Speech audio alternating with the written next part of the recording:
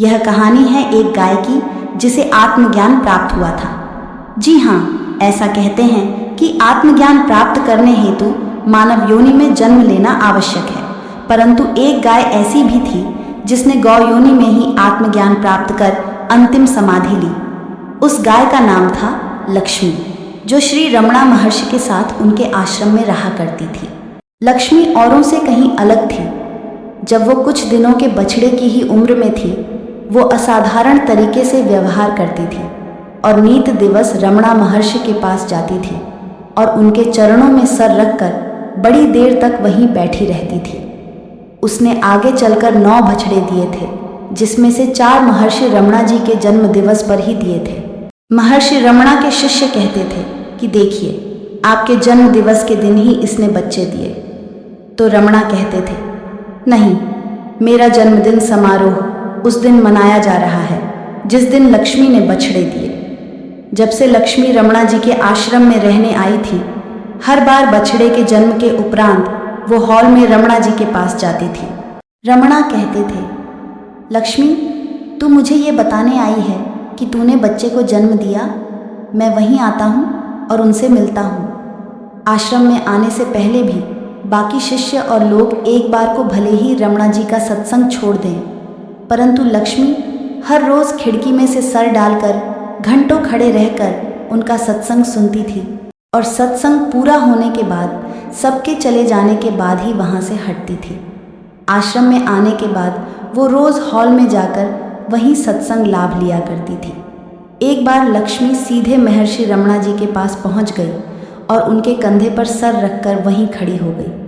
रमणा जी उसे समझाते रहे, क्या हुआ माँ, मैं तो यही हूँ ना, तुम्हारा ख्याल मैं ही तो रखता हूँ ना, तू क्यों चिंता करती है। फिर उन्होंने लक्ष्मी को सांत्वना दिया और उनके गाल पर और गले पर हाथ फेरा। फिर लक्ष्मी शांत होकर उन्हें चाटकर और दुलार करके वहाँ से चली गई। एक बार रमणा अखबार पढ़ रहे थे। दोपहर का समय हो चुका था। लक्ष्मी हॉल में आई और पास आकर अखबार छाटने लगी।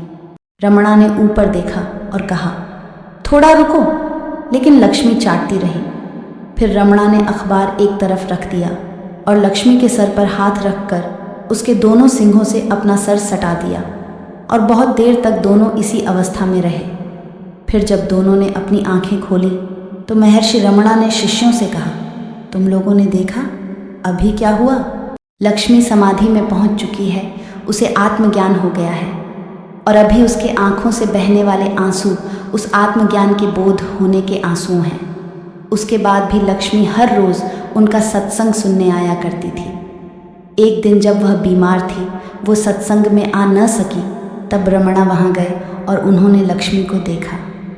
लक्ष्मी वहाँ पड़ी हुई थी। रमणा ने उसके गले से लेकर हृदय तक अपने 2 उंगलियों से स्पर्श किया। फिर शिष्यों को उनका ख्याल रखने को कहकर वहाँ से चले गए। थोड़ी देर बाद वहाँ वापस आए और उन्होंने पूछा, क्या हुआ, सब खत्म हो गया। फिर लक्ष्मी के सर को अपने हाथों में लेकर उसे देखकर रोने लगे और कहा, इनके वजह से हमारा परिवार, ये आश्रम इतना बड़ा हो पाया। इनके बिना ये संभव नहीं था। तुम लोगों ने देखा, लक्ष्मी का दाहिना कान ऊपर उठा हुआ है सीधा।